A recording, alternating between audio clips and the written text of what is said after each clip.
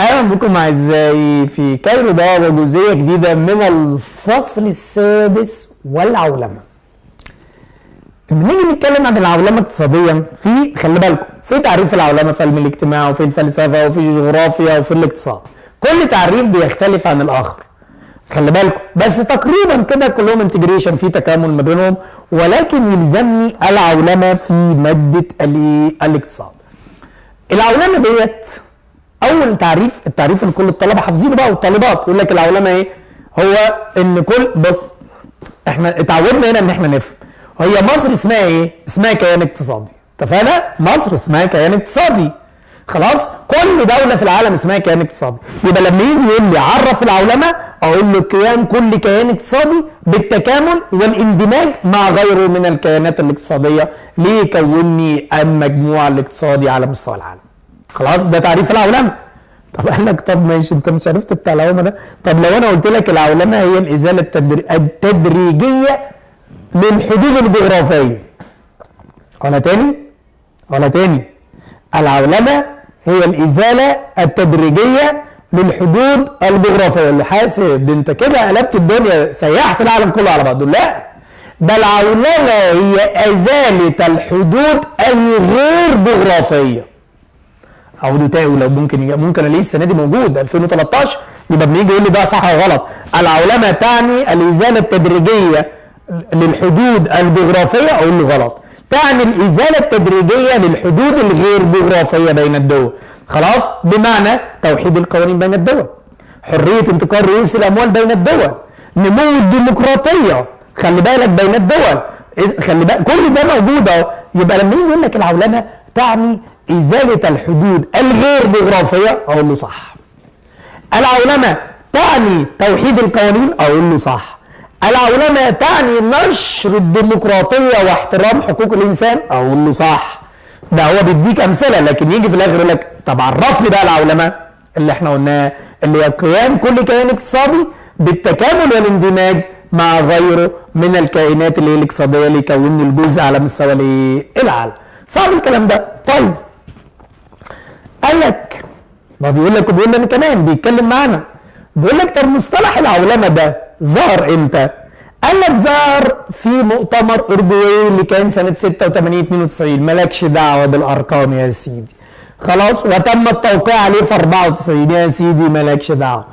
خلي بالك بقى اهو، لان عنده هو في دماغه بيقول هو جاي يقول لك وانا جاي اقول لك قول لي تواريخ، ده عايز اقول لك التواريخ ديت لتثبيت المعلومه وانها تكون بطريقه علميه بس. لكن بدأ يظهر كلمه العولمه مع انشاء منظمه التجاره العالميه اللي هي تنظيم، بص بقى، منظمه التجاره العالميه تنظيم مؤسسي يشرف على تنفيذ الاتفاقيات التجاريه بين الدول.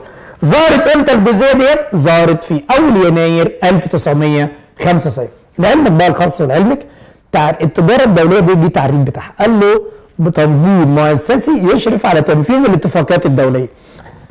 الطلبه كتبوا تريبس وطلبه كتبوا العولمه وطلبه اخترعوا تعريف، ده هو بيقول له تعالى انا بديك كل الكلام ده، بقول لك مؤتمر اردوي وقعد اقول لك 86 وقعد اقول لك 92 ومش عارف عشان ابين لك ان انت بتدرس طرق علميه. يبقى انا دلوقتي اما اجي ادرس العولمه اقول له اللي احنا قلناه بقى التعريف كل كيان اقتصادي بالتعاون مع الكيانات الاقتصاديه الاخرى، وللعلم العولمه ليست قاصره على الدول المتقدمه ولكن معاها الدول الناميه، بس بدلها مساحه من التقدم حتى تندمج. ودي في المشمش ان شاء الله هقول لك في المشمش جت سؤال ثانويه عام. في عندنا حاجه اسمها ايه؟ خلي بالك التحولات التي رافقت العولمه. في تحولات رافقت العولمه. الطالب والطالبه الذكيه، وانا عارف ان انتوا كلكم طلبه اذكياء بلا استثناء، انت ما شفتش الحاجات اللي رافقت العولمه بذمتك؟ ما طلعتش فوق اسطح المنازل كده والعمارات ولقيت اطباق طائره؟ يبقى قصدي اطباق الاتصال، يبقى الموبايلات مش ديت؟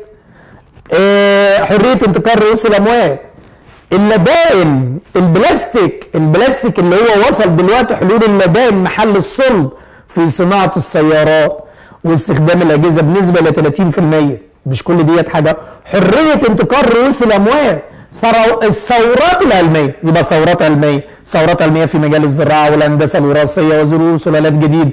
هو يجي يقول لك تعالى تعالى، والله انا بحس كده ان هو بيطبطب عليك. تعالى انت بتحفظ ليه يا حبيبي؟ بيطبطب عليك. تعالى تعالى تعالى انت بتحفظ ليه؟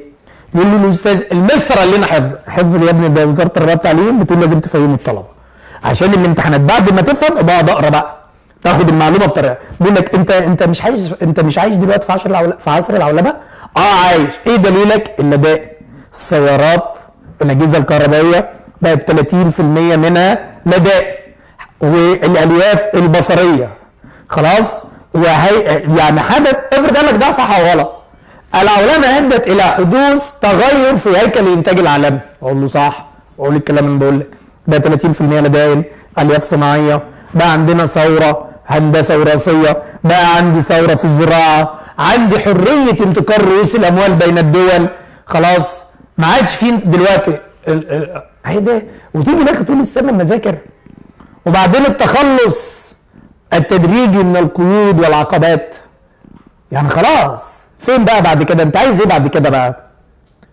يبقى دي انت مش عايزها ولا لا؟ دي اسمها التحولات التي رافقت العولمه. طيب عندنا في العولمه اتفاقيه هامه جدا اسمها التريبس. اتفاقيه التريبس ديت اللي هي حمايه الحقوق الملكيه الفكريه والجوانب التجاريه، يعني بتحمي الجوانب التجاريه والملكيه الفكريه. خلي بالك من الكلام ده. طب انت هتجيب السؤال ازاي في الامتحان؟ هقول له ماذا يكسب بالتريبس؟ ماشي، نقول لك ماذا يكسب بالتريبس. ممكن يجي يقول اتفاقيه لحمايه الجوانب التجاريه وحقوق الملكيه الفكريه، اقول له ماشي تبقى التريبس. طب انا بقى ممكن اجيبها لك كده ولا اجيبها لك كده؟ اقول لك ايه؟ الدول الناميه تجد صعوبات، خلي بالك، او يجي يقول لك ايه؟ العولمه ادت الى وجود صعوبات للدول الناميه في الاندماج فيها. او يقول لك ايه؟ البدد او الداخلين البدد في العولمه يجدوا صعوبات في الدخول اليها. واضحه اهو. انا دوله ناميه عايز اخش العولمه، يقوم جاي حاطط لي التريبس.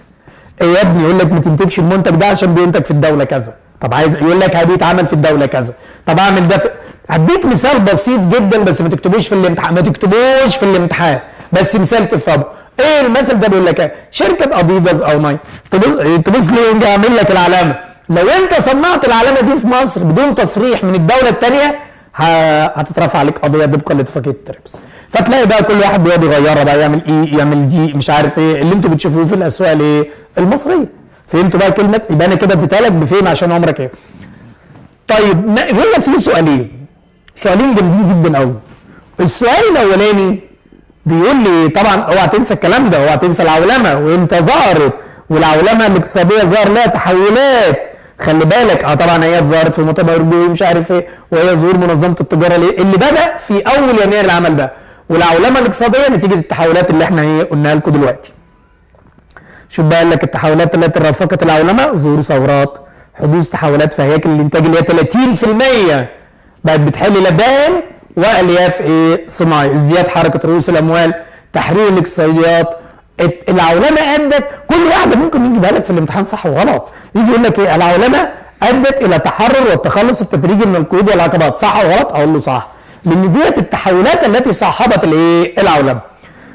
طيب قال لك التريبس ده اتفاقيه دوليه تم وضعها بغرض حمايه الملكيه والفكريه. طب شروط الدول السعيه للعولمه اللي هي تنميه مواردها، تطوير الانتاج. انا هنا فكرتوني بسؤال عندي اقرا، انتوا هتخلوني اقرا ولا ايه؟ تعالوا نشوف الكلام. في شروط للدول السعيه للعولمه وفي شروط للافراد الذين يلتحقون بالعولمه. ممكن يجي يقول لك ما هي شروط الافراد الذين يريدون الالتحاق في العولمه؟ انا عايز اخش العولمه في دول المنافسه ديت اللي هم الافراد. شوف بقى الطالب ازاي كده يقول لك الفرد. انا مش هقول لكم اللي قدامكم ده، انا هقول لكم الفرد اللي انتوا بتنسوها. انا كفرد عايز اخش العولمه، اخش العولمه ازاي كفرد؟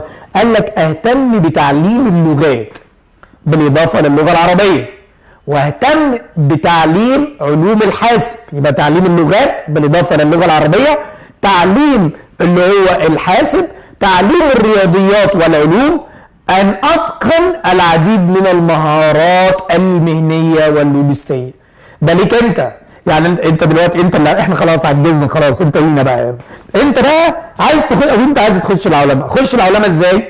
اهتم باللغه بجانب اللغه العربيه، اهتم بعلوم الكمبيوتر والحساب للآلي، اهتم بايه كمان؟ بالمهارات المهنيه واللوجستيه، احسن لغتي واحسن قدراتي في الرياضيات والعلوم، والا مش هلتحق في قلب العولمه. دي اسمها ايه؟ علا تاني عشان مش مكتوبه قدامكم، شروط الافراد الداخلين الى العولمه، او كيف يمكنك الدخول الى العولمه، اوعى تنساها. اما بقى شروط الدول الساعيه للعولمه، او يجي يقول لك كيف تلتحق مصر بعصر العولمه، هي الاجابه اللي قدامك ديت، اللي هي تنميه الموارد البشريه عن طريق الاهتمام بالتعليم وجودته، والاهتمام بالعلوم والرياضيات زي ما بيحصل عندنا هنا في مصر، والاهتمام بالبحث العلمي وتطويره وتطوير الانتاج، نعمل جوده في الانتاج. وان الدول اللي هي هتخش العولمه لابد ان تعمل تكامل اقتصادي بينهما زي السوق العربيه المشتركه. خلاص؟ يبقى انا لما الجزئيه دي بقى خلي بالك اتكلمت، انا هركز على الجزئيه الاخيره. ايه هي شروط الدول الساعيه للعولمه؟ وهل كيف تلتحق مصر بالعولمه؟ وهل تلتحق مصر بالعولمه؟ اقول اه او اقول لا مع وضع التأييد. شروط الافراد الساعيين للعولمه، ماذا يقصد بالعولمه؟ ماذا يقصد بالتريبس؟ متى ظهرت العولمه اللي هي في اول يناير 95 بعد مؤتمر اسمه مؤتمر اردوي؟ ارجو ان انا كنت غطيت الجزئيه ديت بطريقه جيده. الى اللقاء في جزئيه جديده ان شاء الله.